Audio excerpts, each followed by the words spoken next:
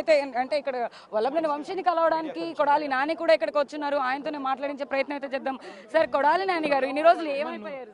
ఎక్కడ ఏమైపోవడం ఏంటమ్మా, మీ ఇల్లు ఎక్కడో చేస్తే రోజు వచ్చి కనపడే చెప్పండి. అంటే వల్లభనేని వంశీ నీకు కాదమ్మా, రాధాకృష్ణకి నీకు బిఆర్ నాయుడు గారికి మీ పేర్లు యువత మనం వచ్చి కనపడి వెళ్తారు రోజు. అంటే అంతకుముందు చాలా యాక్టివ్ గా ఉండేవాళ్ళు, బాగా మాట్లాడేవాళ్ళు, కమెంట్స్ గవర్నమెంట్ లో ఉన్న యాక్టివ్ ఇప్పుడు ఏం చేయాలి? భయపడుతున్నారా ఇప్పుడు? దేనికి? గవర్నమెంట్ లో లేనందుకు మాట్లాడితే ఏమైనా అరెస్టులు చేస్తారేమో అని. కాదమ్మా, నీ ఉద్యోగం పీకేసిన కూడా యాక్టివ్గా ఉంటావు, మైక్ పట్టు తిరుగుతావా?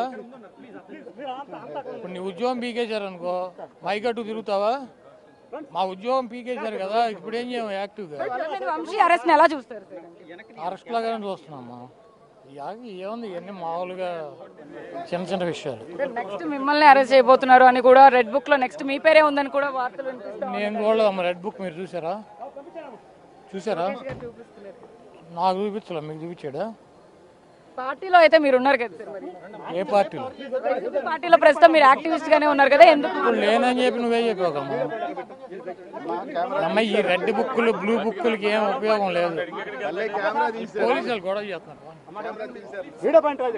సార్. కాదు సార్, 3 కేసులు మీ మీద ఫైల్ అయినాయని కూడా 3 కాదు 30 చేసుకొని అమ్మాయి లాయర్లు ఎంతమంది ఉన్నారు? అవి చూస్తున్నాం కదా. ఆయన 3 కాకపోతే 30 కేసులు పెట్టుకోండి నా పైన, నన్ను ఏం చేయలేరు అని చెప్పేసి కొడాలి నాని మాట్లాడుతూ ఉన్నారు.